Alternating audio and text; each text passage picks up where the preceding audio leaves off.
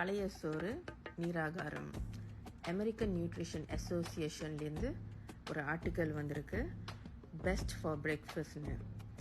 இந்த நீராகாரம் வந்து high source of iron. Normal ரைஸில் வந்து 3+ mg அயன் தான் இருக்கும். ஆனால் அது நீங்கள் பழைய சோறு ஆக்கிட்டால் அதில் வந்து 70+ mg இருக்குது. எப்படி நீராகாரம் செய்வது என்று பார்க்கலாம்.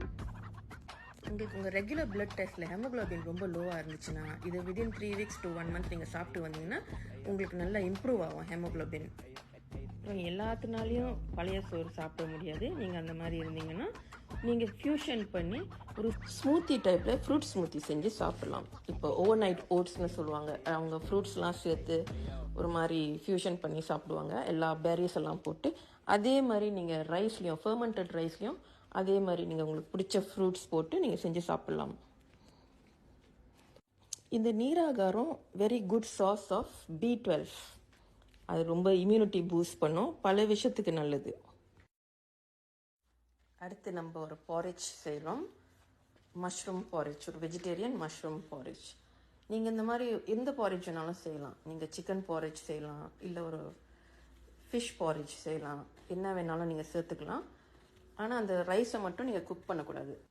ஃப்ரைட் அனியன், அதுக்கப்புறம் க்ரீன் அனியன்ஸ், கொஞ்சம் செசமி ஆயில், அந்த மாதிரி எல்லாம் மிக்ஸ் பண்ணி ஒரு நல்ல ஒரு கஞ்சி மாதிரி செஞ்சு நம்ம காலையில் குடிக்கலாம். இது வந்து ஒரு நல்ல ஒரு பவர்ஃபுல்லான ஒரு பிரேக்ஃபாஸ்ட்டாக இருக்கும்.